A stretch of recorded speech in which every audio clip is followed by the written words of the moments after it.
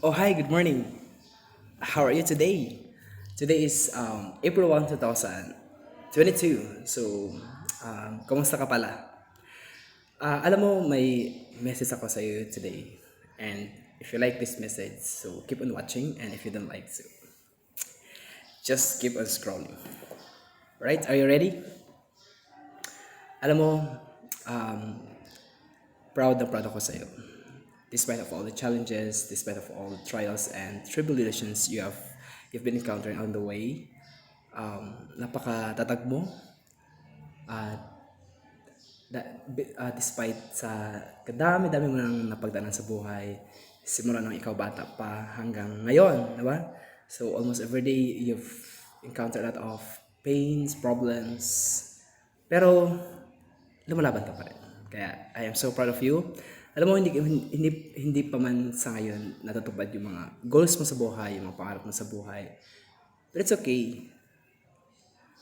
If napapagod ka, just relax your body, relax your mind. Magpahinga ka lang and after that, move forward. Sabi ka nila, um, don't stop when you are tired. Stop when you are done. And kaya naman mangyari, kapit ka lang sa taas kasi He will provide everything you need and most especially lahat ng mga pains, lahat ng napagdaan mo, just offer it to God. Siya bahala lahat. Kasi He is our great provider, He is our great healer. At kung may naramdaman ka mo ngayon, kung may sakit ka mo ngayon, so the message for you is, I'm praying for you na gagaling ka sa sakit mo and magpalakas ka and always pray God will strengthen you and will bless you, not just you but your whole family. Again, I'm so proud of you. Kung wala nagsabi sa yan, I'll be the one to tell it to you today. I'm so proud of you. Don't quit. Continue uh, pursuing your dreams in life. Kasi malapit ka na doon sa goals mo sa buhay.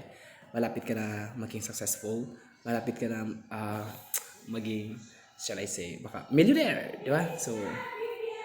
Uh, so despite sa mga challenge na narasan mo ngayon, so keep chasing your dreams. Don't stop. At the same time, always pray, share your blessings to others. Because I believe that once you share what you have to other people, it will return double to you. And